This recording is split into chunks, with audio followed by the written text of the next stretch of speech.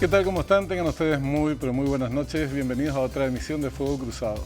Y hoy vamos a tratar un tema muy serio, grave, que tiene que ver con la instalación y avance del crimen organizado en nuestro país.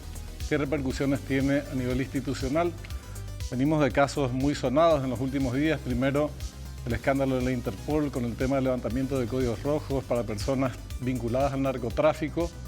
Y más recientemente, en los últimos días, a partir del lunes pasado, este operativo Dacogo, conjunto con Brasil y Estados Unidos, que hace Paraguay, forma parte de Paraguay, referido al tráfico de armas.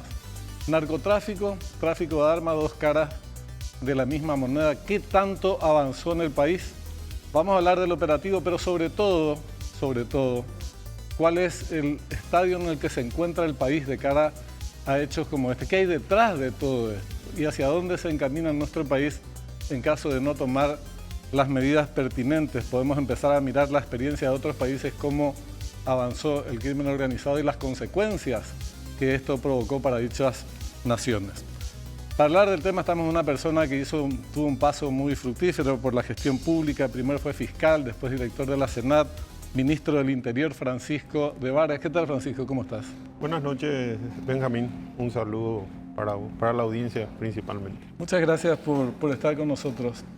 ¿Crees que dimensionamos, una pregunta inicial, porque si uno juzga de la forma en que se abordan estos temas en la prensa, silencio de otros actores, como que no se le da la debida importancia, trascendencia, algo que, por lo que conversamos con algunas personas que conocen la cuestión, es de una gravedad extrema? Yo creo que tu pregunta es fundamental, Benjamín, y mi respuesta es no. No estamos dimensionando o magnificando la magnitud de esta situación, ¿verdad? Ni las autoridades, ni la prensa, ni la población en general. Lo cual es doblemente grave, porque al no darle la debida importancia, obviamente las reacciones no van a ser de la misma magnitud de lo que genialmente debe ser. Acá estamos hablando de que el crimen organizado ha inficionado las autoridades al más alto nivel de la República del Paraguay, ¿verdad? Y hiciste una acotación, hiciste mención a algo que creo que vale la pena aclarar. Mucha gente me preguntó en estos días, ¿por qué la Senat está haciendo una operación de desmantelamiento de una red de tráfico de armas?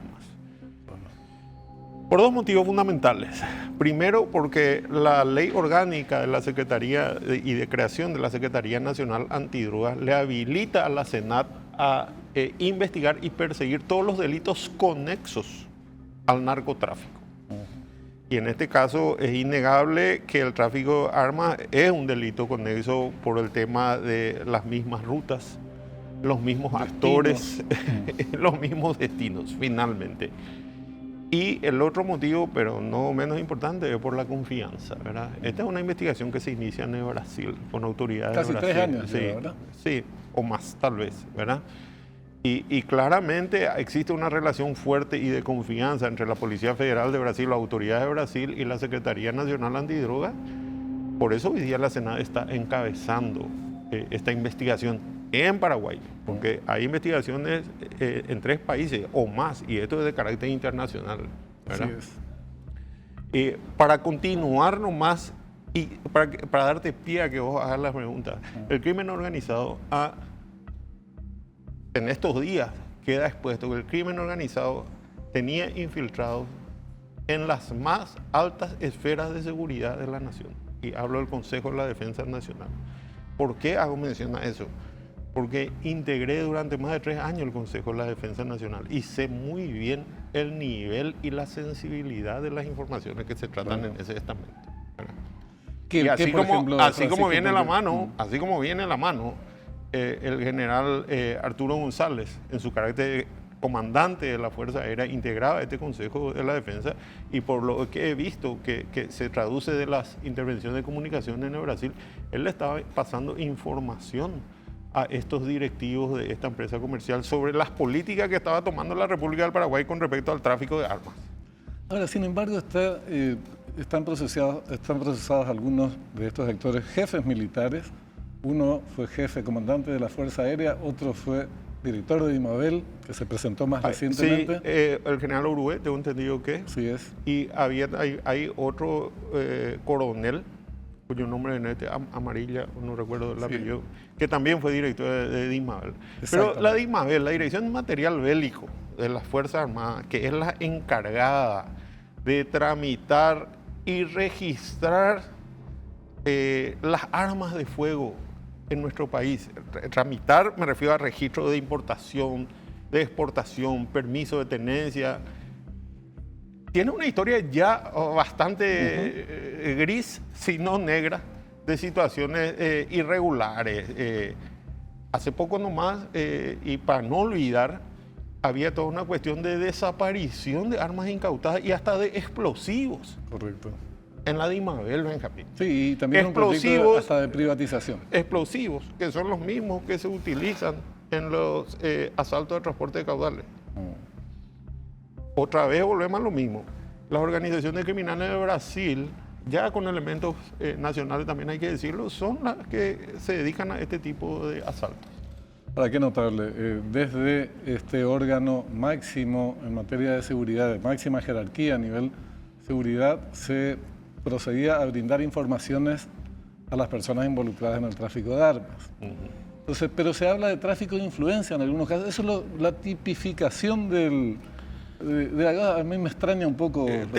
Yo quiero también entender, con la poca información que tengo, porque te recuerdo que estoy fuera del ruedo ya, la información que tengo a través de los medios de comunicación, yo creería que se habla de tráfico de influencias cuando hablamos de la información que probablemente le estaba proveyendo este miembro del Consejo de la Defensa Nacional al director de Dimabel, que no tiene acceso o el mismo nivel de acceso a la información, o probablemente a los directivos de esta empresa. O probablemente, yo interpreto así, corregime porque voy a especular un poco, pero tiene sentido, creo que es lo que voy a decir. El comandante Arturo González, teniendo también en cuenta esa ascendencia que tenía en su carácter de militar sobre el jefe de Dimabel, que era un coronel, uno era un general, el otro un coronel, le decía, bueno, firmame estas autorizaciones de importación y estas no, o filtrame esto o déjame pasar aquello. Creo interpretar así. Es tremendo. ¿Y cómo se explica que la Policía Nacional no tenga...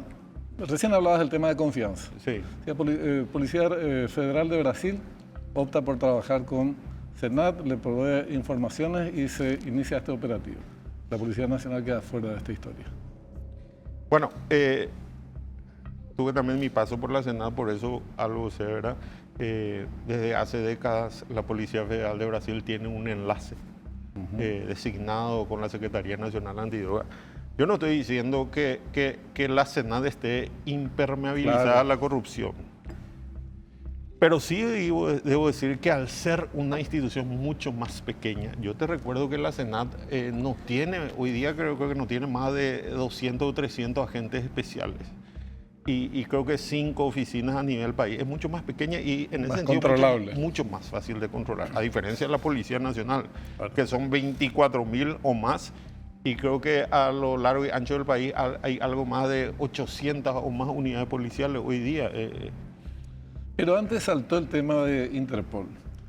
Interpol también es una oficina importante dentro de la Policía Nacional. Si no es la más importante. Si no es la más importante. Y referida justamente a delitos transnacionales, le hace, entre otros, narcotráfico. Es que estamos hablando de las mismas organizaciones, Benjamín. Está todo finalmente conectado, ¿verdad? Estas personas que a través de sumas de dinero en efectivo conseguían a través de efectivos policiales el levantamiento por lo menos temporal, del famoso código rojo o la orden de captura de carácter internacional, son las mismas que integran estas organizaciones criminales que reciben las armas a través de esta empresa IAS, ¿verdad? Y estamos hablando de corrupción pública una vez más, al más alto nivel, de pago de sumas de dinero por obtener documentación irregular o peor, acceder a la red informática de Interpol para por lo menos levantar temporalmente y que no figuren esas órdenes de captura para que obviamente sean evitadas su ejecución. El otro día conversábamos con el comandante de la policía y en un momento dado él pidió la palabra para decir que estaba en desacuerdo conmigo cuando yo mencionaba el nivel de corrupción institucional que sufría la policía.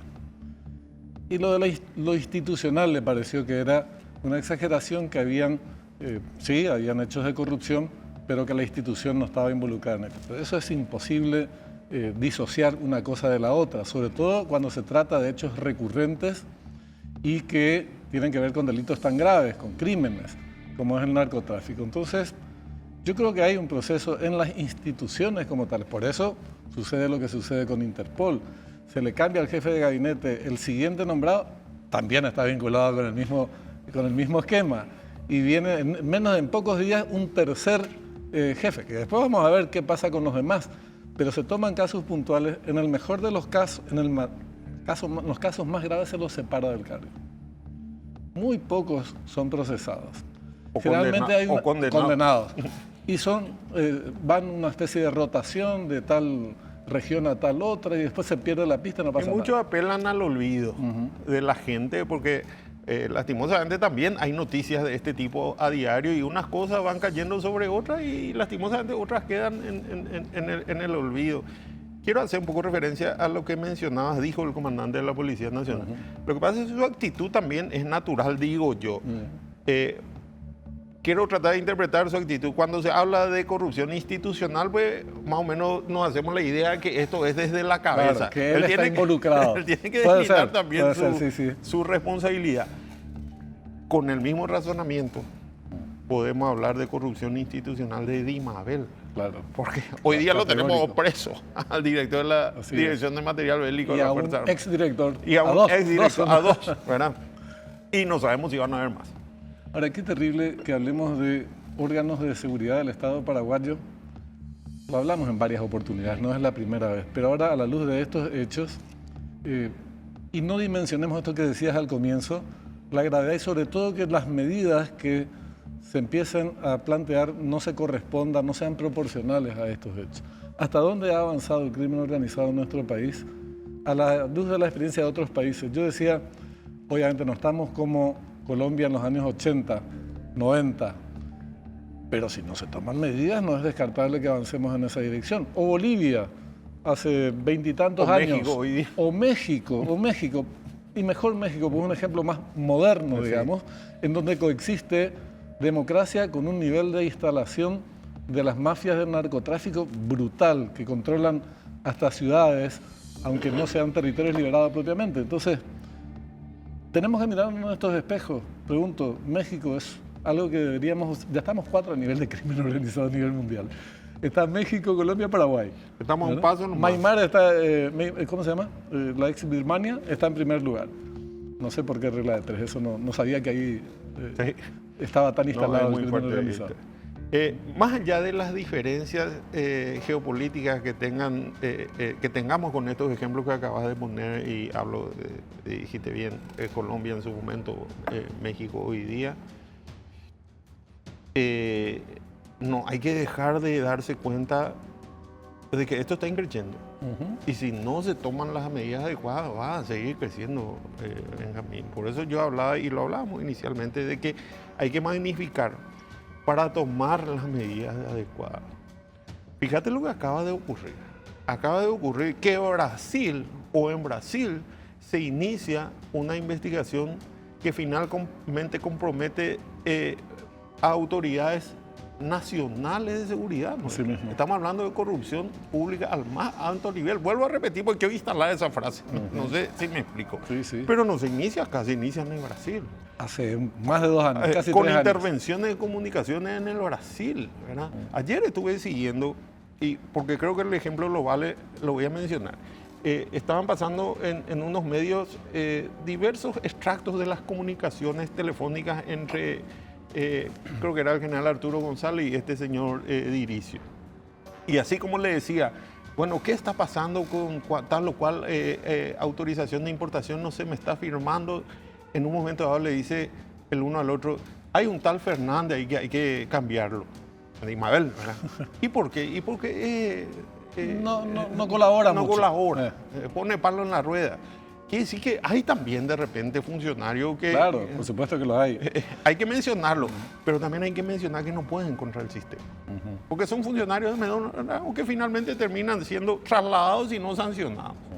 ¿Verdad? Ahora vos haces mención a algo que es muy importante. No es una investigación que se inicie en Paraguay, y no solamente no se inició en Paraguay, sino Paraguay no formó parte de ese proceso de investigación durante mucho tiempo, hasta donde sepamos. 3 años. Y más recientemente ante pedidos de extradición con nombres y apellidos, los requerimos a estos fulanos 10, y ahí recién aparecen las autoridades paraguayas o los órganos paraguayos y la Senat, que cumple un papel activo y positivo en ese sentido, porque da con el paradero de algunos. Algunos probablemente hayan sido avisados.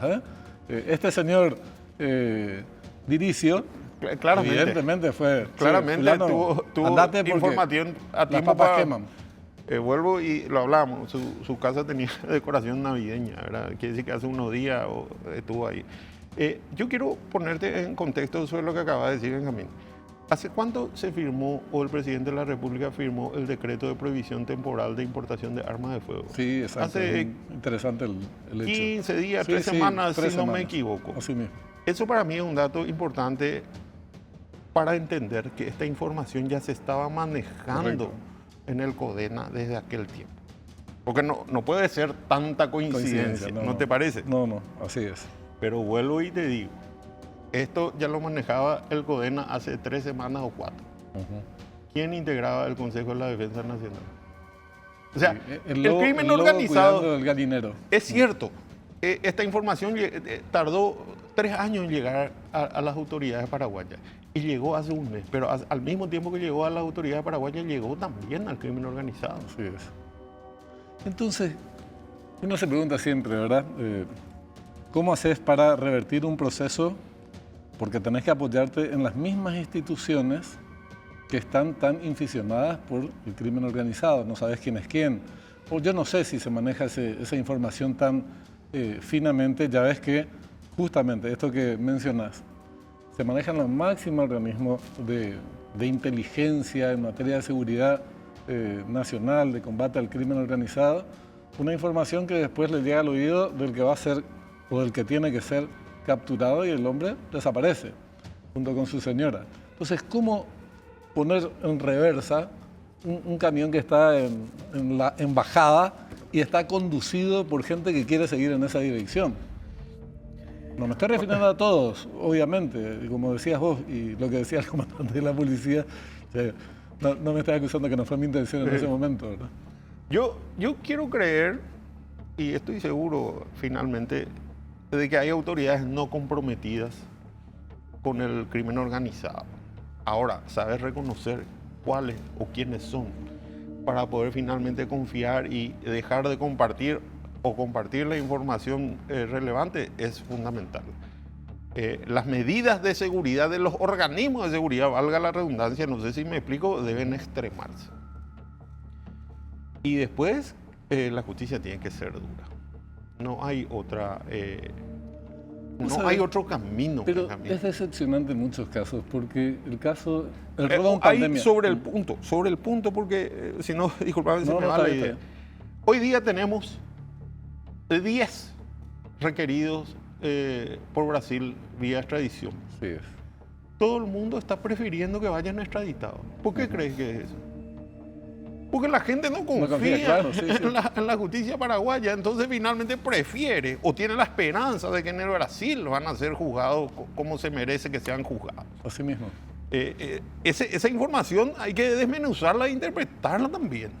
Justamente el problema de la justicia, porque cómo creer y hacerse la expectativa de que va a proceder de manera correcta, si hace pocos días habrás visto un fallo, es un fallo, habrán jueces probos, pero este fallo era simbólico con respecto al robo en pandemia. El clan Ferreira, Sí. un condenado Sí. a 3 años, siendo que fue uno de los delitos más terribles que sufrimos en los últimos tiempos por el contexto en el que se produjo.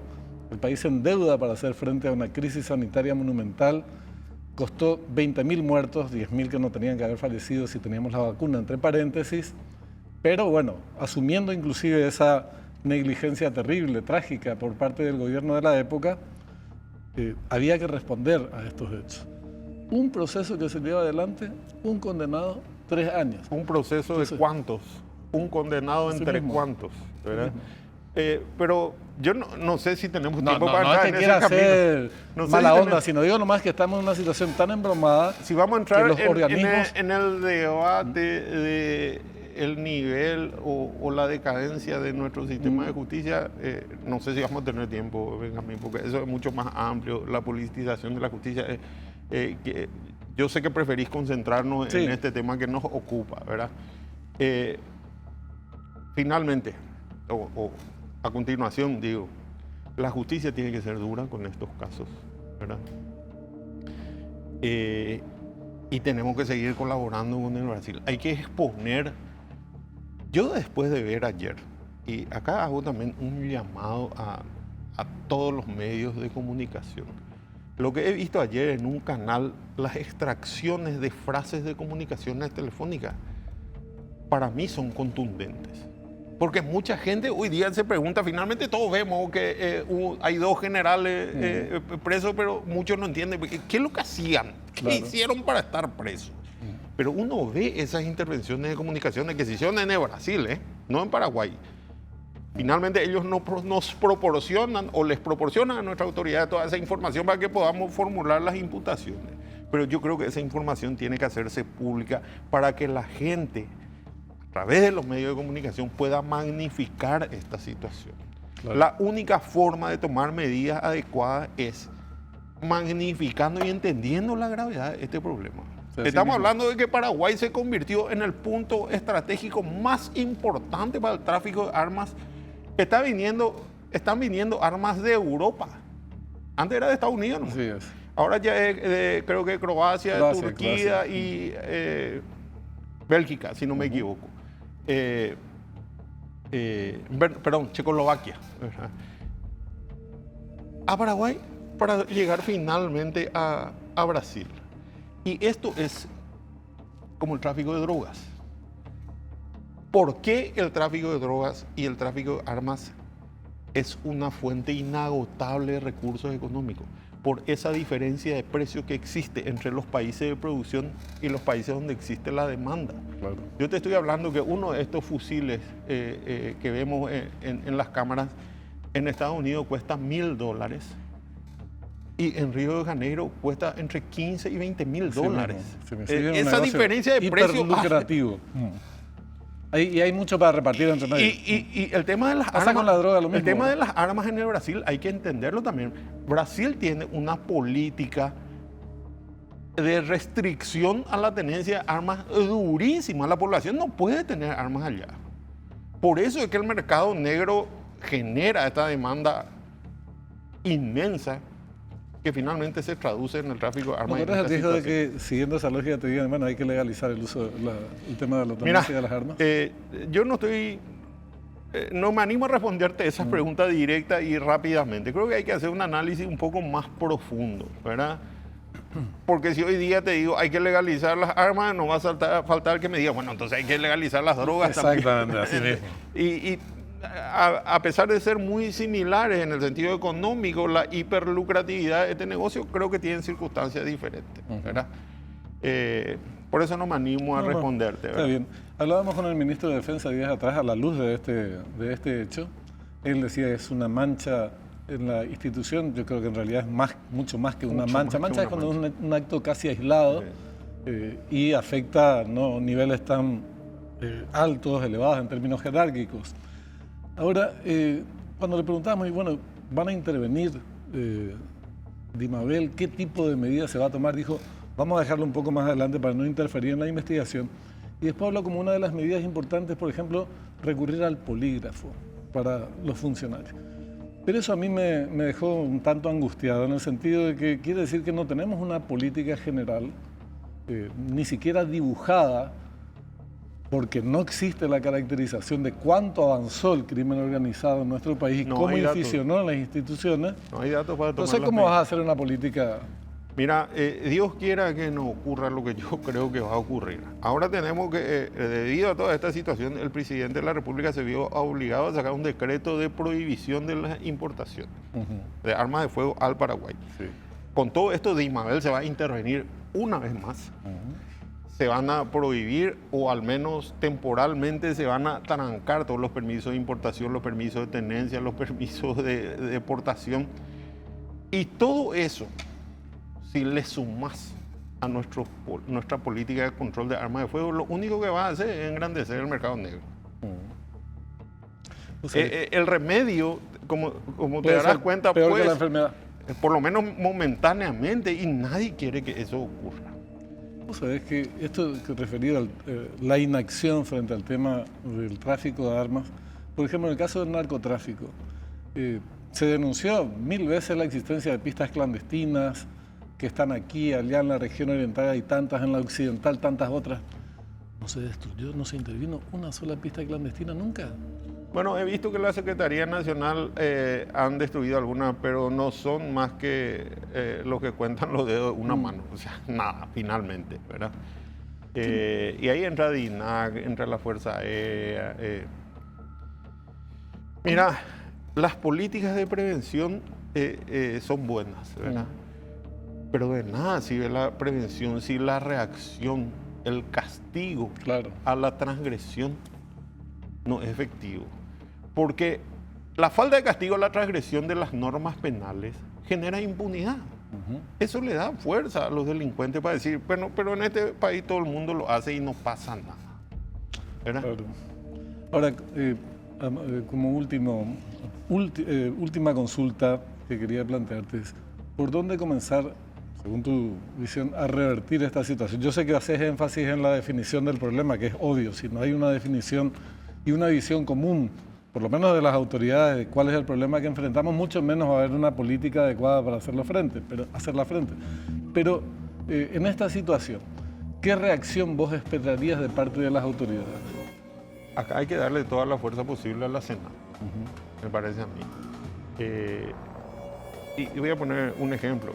De repente surgió una situación en la que una de las procesadas apareció en una fotografía con el ministro de la Senado, ¿verdad?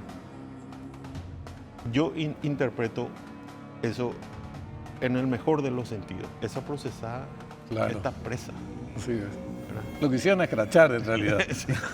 Si el ministro de la Senado la hubiese querido ayudar, probablemente ella estaría hoy prófuga con Diricio y las Julieta. cosas. Sin embargo, arroja, para mí al menos, muy buena impresión sobre la Senado y en este caso su máxima autoridad. Conste que estoy hablando de alguien que fue mi viceministro, no hay que perder de vista, y fue mi asistente fiscal muchos años. Pero también digo eso porque le conozco. Hay que darle fuerza a la Senado. Y hay que darle fuerza a la justicia. Y ahí esa es la parte que veo más complicada. Claro. Porque, discúlpeme, lo voy a decir de esta forma. Estuve en la Fiscalía desde el año 1999 hasta el año 2013. Cuando eso de la justicia ya estaba mal. Disculpen que lo diga de esta forma. Hoy día está peor. Quiere decir que vamos en decadencia. Sí. Y yo creo, lastimosamente voy a decir esto, por más que le pesa mucho, uno de los graves problemas es la politización de la justicia. Es verdad. Francisco, te agradecemos muchísimo por el tiempo, muy amable. A vos y a la teleaudiencia finalmente, Benjamín, espero que haya servido de algo este análisis Seguro. o debate, no sé ni cómo llamarle, ¿verdad? Con Pero certeza. vuelvo y digo, hay que darse cuenta de la gravedad de este caso para tomar las medidas adecuadas, o si no, Sí mismo. desde el vamos estamos mal. Muy amable, muy amable. Nosotros no queremos infundir o impartir mensajes pesimistas ni mucho menos. Todo lo contrario. Es reconocer los problemas tal cual se presentan para, en base a eso, como decía Francisco de ahora, poder definir las estrategias a fin de superarlo. Aplicar la política de la avestruz de la negación no contribuye en nada, al revés. Lo que hace es que el problema se siga agravando. Y este no es un problema de los que sufrimos cotidianamente o los sentimos cotidianamente con el robo domiciliario, los asaltos callejeros, que también son un problema en nuestro país, que están emergiendo con mucha intensidad, y lo señala el propio ministro del Interior. es un problema que a veces no se ve, muchas veces no se ve, pero sus consecuencias institucionales terminamos sufriéndolas como país, es decir, vos, yo, nosotros, todos como sociedad. Por eso hay que abordarlo y reclamar de nuestras autoridades una visión acorde a la realidad que nos está golpeando con tanta fuerza y una estrategia para hacerlo frente. Ya volvemos con otro tema también de mucha relevancia, que es el problema que se plantea a nivel de la educación en nuestro país. ¿Cuál es la situación en la que estamos y cómo se piensa hacer frente a ella? Ya volvemos enseguida.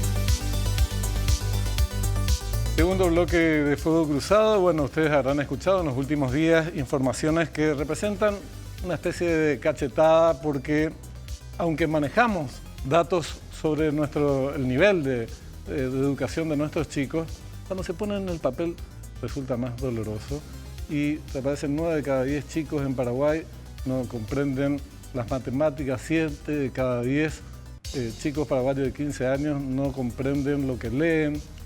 De 81 países evaluados en el programa PISA, que no es una comida, ni es un lugar de Italia, después vamos a hablar de eso, vamos a preguntar precisamente qué es, aparecemos en el lugar 80, penúltimos, y a nivel regional últimos.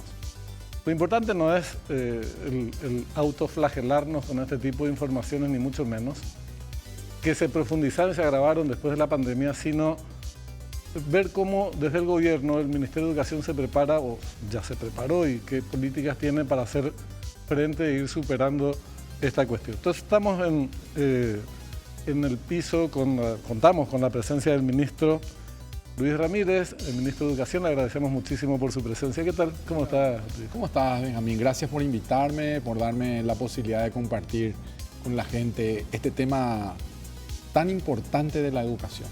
¿Qué es PISA? PISA es una prueba que es estandarizada, que se hace en todos los países de la OCDE, que establece como un ranking, por decirlo así, del crecimiento y del desarrollo de los programas educativos en los países. Pero es muy importante porque mide a jóvenes de 15 años, es decir, después de haber terminado el proceso de lo que se llama la escolar básica, para entrar a la media, y mide fundamentalmente capacidades. Por eso yo siempre digo, está bueno empezar por aquí.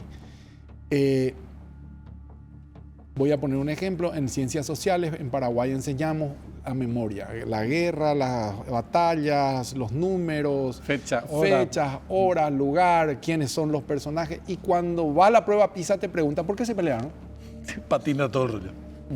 Entonces, y con eso no digo que no haya que evaluar y que no esté bien la evaluación. Solamente digo, no nos va a ir bien porque nosotros nos preparamos para 100 metros y la prueba es de fondo. Claro. Hay que correr por lo menos 40 kilómetros.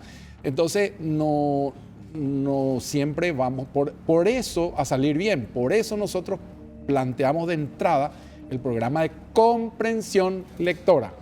Porque lo que se mide, y no porque se mida, ¿por qué se mide comprensión? Claro. Porque es lo que se necesita. Ya no necesitamos el almacenamiento en la memoria como en otras épocas. Necesitamos saber usar ese concepto, ese conocimiento, aplicarlo. Esa es la dinámica que el mundo entendió, necesita hoy, porque la escuela siempre respondió, fíjate, la escuela siempre respondió y fue el elemento por el cual se desarrollaron los pueblos. ¿Eso qué quiere decir? Que a partir de la escuela y de la educación hubo movilidad social. Antes claro, no había movilidad social, ¿verdad? Ese es el valor. Entonces hoy se reunieron algunos países y dijeron, ¿cómo vamos a colaborar con la movilidad social? Y es con la comprensión. Por eso PISA mide eso. Entonces, tenemos que hacer un giro que planteamos nosotros, la comprensión. ¿Y qué es la comprensión? La comprensión es la utilización de la palabra, que es el vehículo a través del cual nos desarrollamos los seres humanos, es solo la palabra y la conversación. Esto que nosotros estamos haciendo es lo esencial y profundamente humano. Todos los actos de la vida y el aprendizaje se dan en la conversación. Y la conversación a través de la palabra. Por eso empezamos por el programa Ñere, que es un programa de comprensión lectora, porque quien comprende lo que lee también desarrolla el pensamiento lógico matemático, también desarrolla un pensamiento lógico. ¿Por qué? Porque la propia estructura, sujeto, verbo, predicado, adjetivos, calificativos, verbos, sustantivos, ya es una estructura lógica. Cuando vos lees un cuento y le pedís que cambie el final, es una estructura lógica que requiere de comprensión, que requiere de lo que después nos van a evaluar a ver si hemos desarrollado. Y eso es lo que nosotros venimos a aplicar. Entonces, la prueba y los resultados de esta prueba PISA, que ya de alguna manera lo venimos manejando, no hay una gran novedad, salvo en matemáticas que fuimos un poquito para atrás. Después nosotros desde que llegamos dijimos 7 de cada 10 no comprenden lo que lee, eso está reflejado. Ahora 9 de cada 10 no tiene un pensamiento y un desarrollo lógico en la matemática. Entonces necesitamos tomar acciones que nosotros ya la estamos haciendo, que nosotros creemos son sustanciales y fundamentales, algunas más estructurales de factores asociados y otras que tienen que ver con la pedagogía. Luis,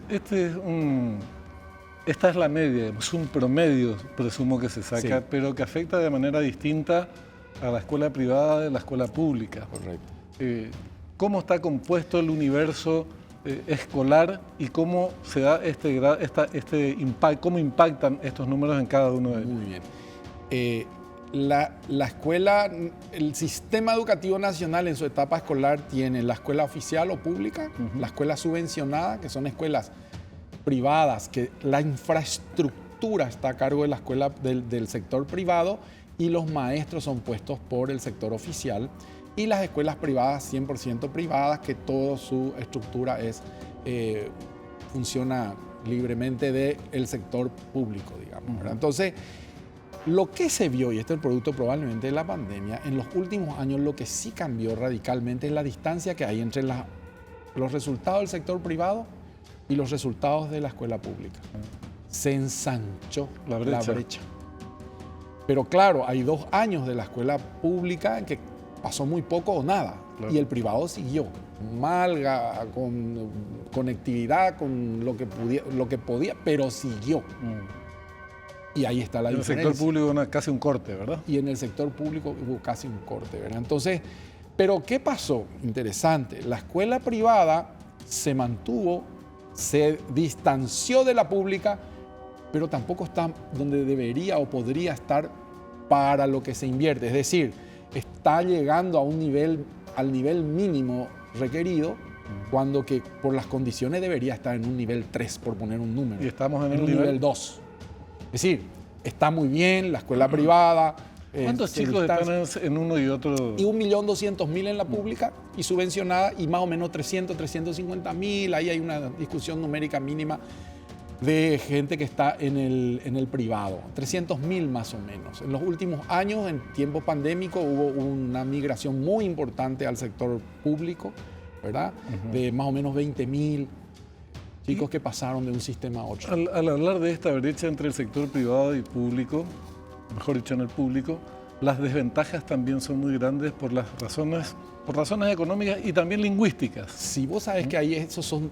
Qué importante estos 2 elementos que señalas. También las pruebas PISA hoy nos han mostrado que en los sectores que tienen mayor poder socioeconómico, es decir, tienen condiciones de base, mejor condición de base que algún sector público, tienen mejor resultado. Ahí es 5 de cada 10, no 9 de cada 10, no 7 de cada 10. Tampoco es un número... una fiesta. No, para nada. 5 de cada 10. ¿Verdad? Pero sí mejora ostensiblemente, lo cual es una pista extraordinaria para nosotros, porque quiere decir que si nivelamos, y ahí entra, por ejemplo, la alimentación, porque el sector público tiene una enorme franja de alumnos en escuelas en donde se van para comer. no comen. ¿Y cómo es posible aprender con hambre?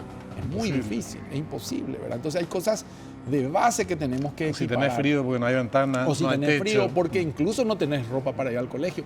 Sabes que me tocó en una oportunidad, trabajaba muy de cerca con asistentes sociales y investigamos, estábamos en un club y trabajamos con los jóvenes, investigamos por qué no iban a la escuela y muchas familias tenían vergüenza de enviarle a su hijo a la escuela porque no tenían ropa los hijos para ir al colegio. Claro. No tenía calzado. O sea, hay cosas que nosotros no nos imaginamos que existen todavía hoy.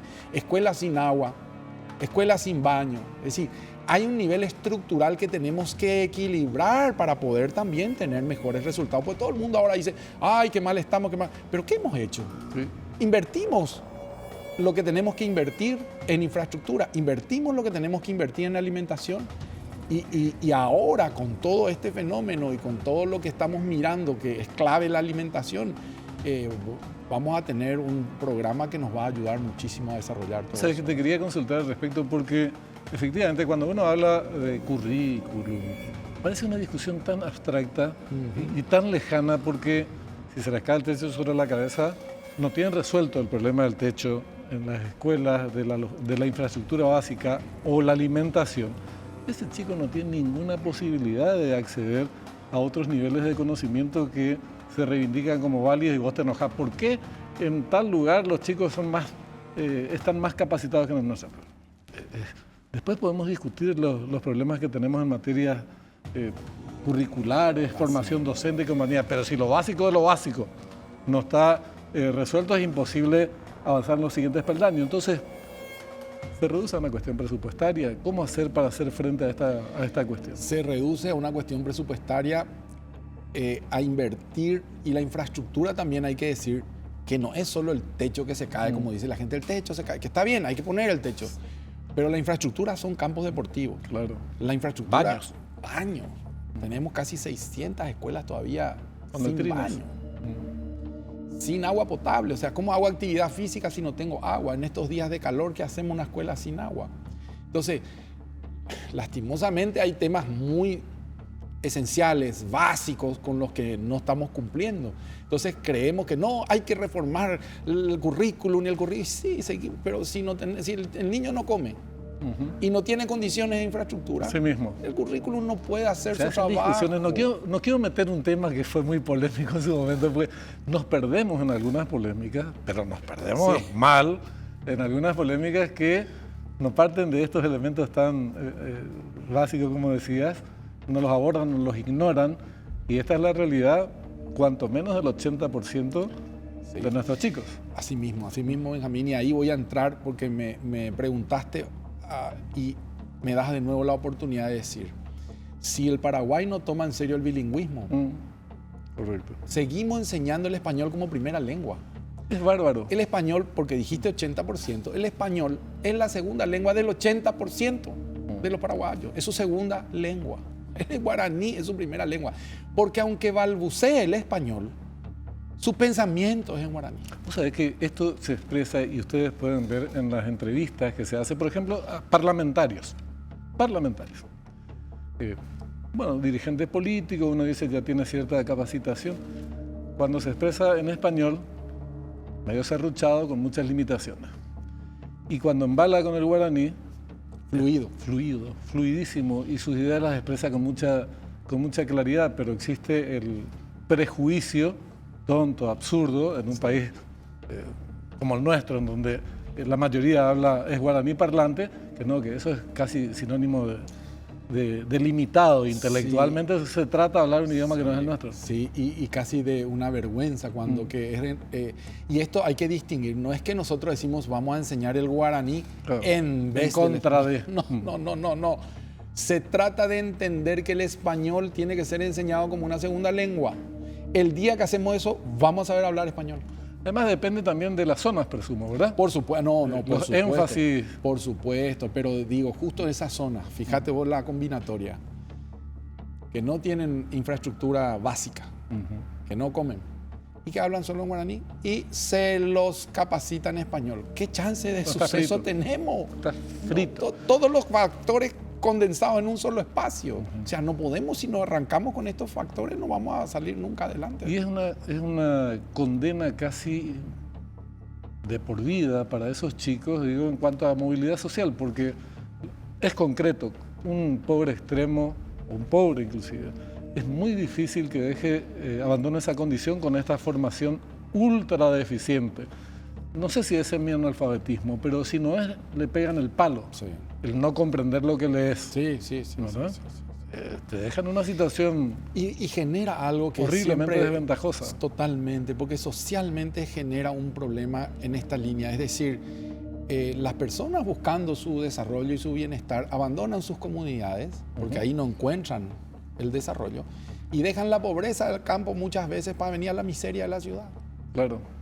Y estamos reproduciendo con este sistema un aumento y un cinturón de pobreza en las capitales o en las ciudades, claro, que no nos ayudan a... Claro, antes dejaba la escuela para ir a la chacra.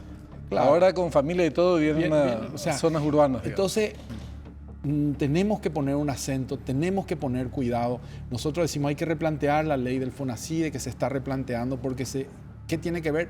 Se dejó la alimentación en manos de los municipios. Entonces, eso debe modificarse. ¿Por qué? Porque se siguió el criterio de los royalties, no el criterio de pobreza y extrema pobreza. Correcto. Nosotros, el criterio para educar hoy y para llevar alimento y para llevar infraestructura, nuestro eje principal tienen que ser las zonas de pobreza y extrema pobreza. No quiere decir que no vamos a atender lo otro, no.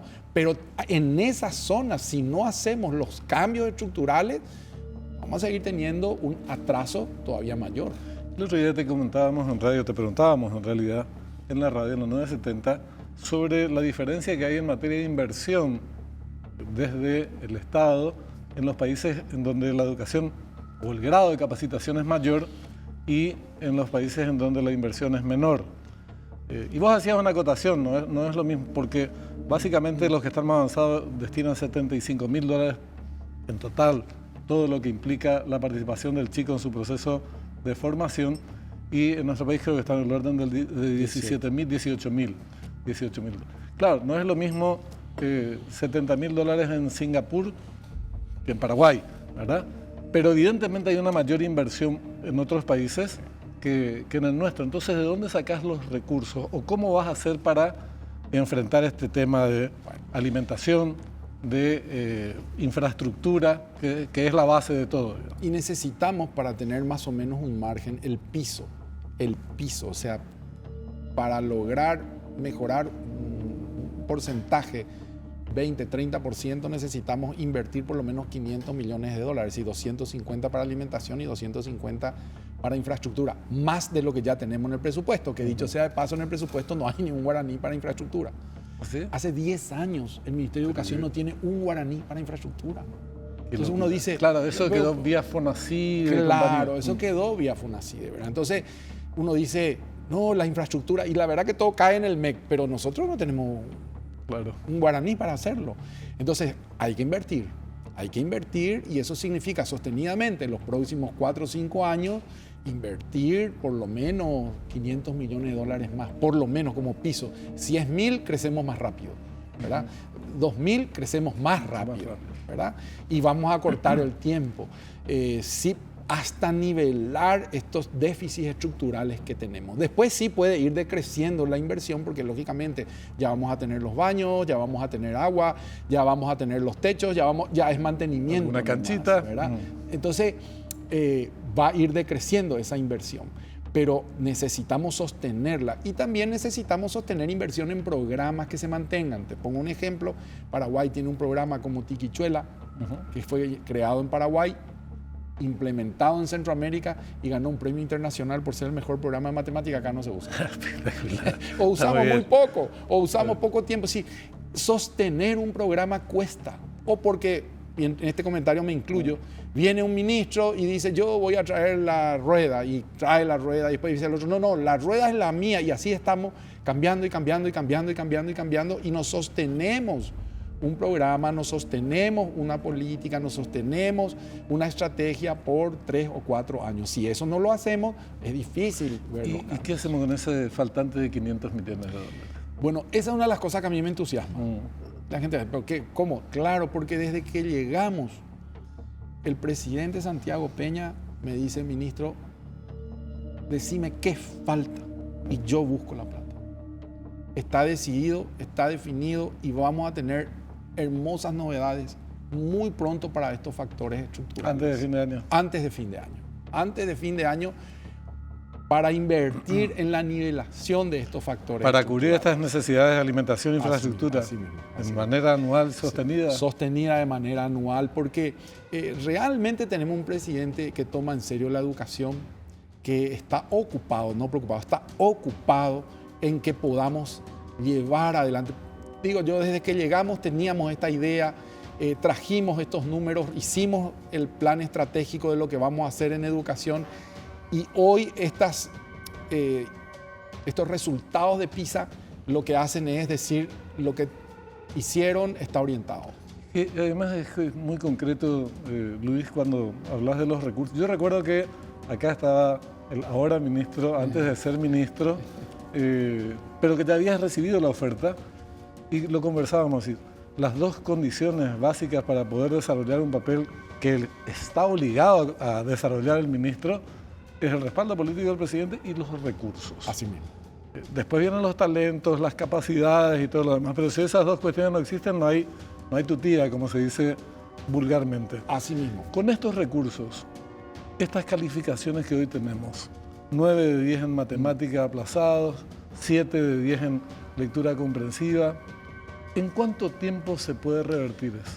Esto es otro detalle que agradezco la pregunta. Nosotros, siempre se habla que en educación hay que esperar 5 años, 3 años. Nosotros no queremos esperar más que un año para volver a medir. ¿Por qué?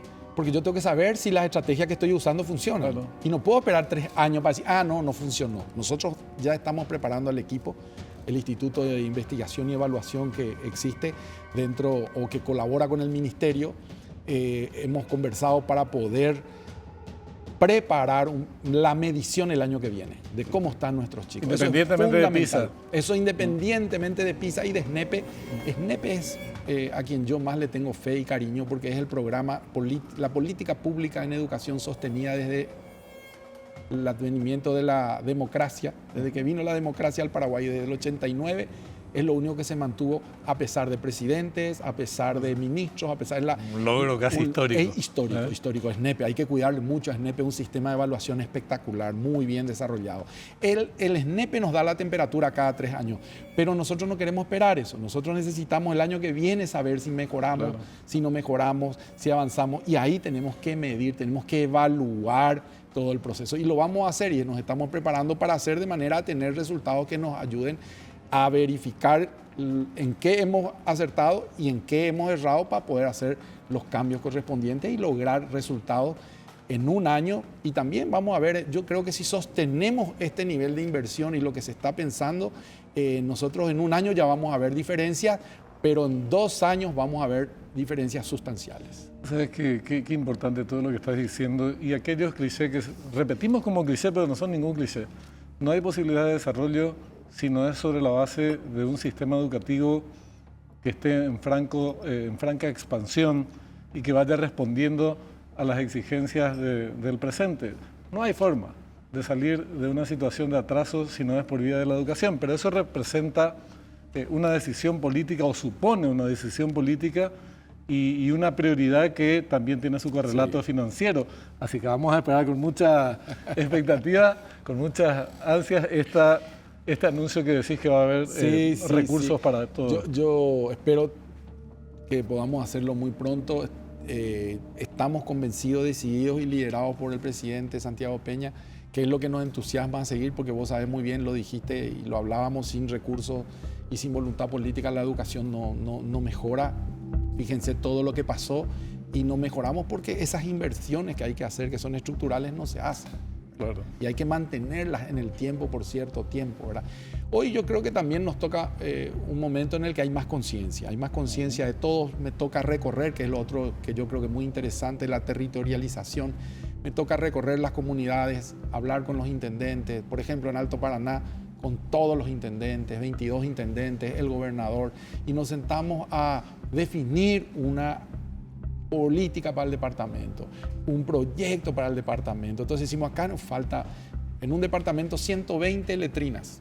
Como que hablamos con el gobernador, bueno, y se comprometió a que no exista más letrina en su departamento, ¿verdad? Y así vamos aunando los esfuerzos con todos los sectores. Pero eso es lo que yo creo clave, porque nosotros hacemos nuestra parte, gobernadores e intendentes hacen su parte, y todos vamos a poder contribuir para sostener y hacer que esos factores estructurales puedan crecer y desarrollarse. Y eso requiere de un trabajo de territorio muy importante. Así que eso también es una, no quiero decir una distinción, pero por lo menos es una actividad a la que le dedicamos mucho tiempo y en la que creemos mucho, que es construir con los actores locales, con los actores regionales, porque ellos son los que saben también la necesidad de su gente, ¿verdad? Ministro, te agradecemos muchísimo tu participación hoy con nosotros. Vamos a estar a la expectativa, como decía, de estas novedades y seguir charlando, insistiendo en la prioridad que debe tener desde la administración pública, desde el poder central, el tema de la educación. Gracias por estar acá. Gracias a vos, Benjamín, por darme la oportunidad, y es muy importante siempre comunicar todo lo que estamos haciendo en educación. Es verdad.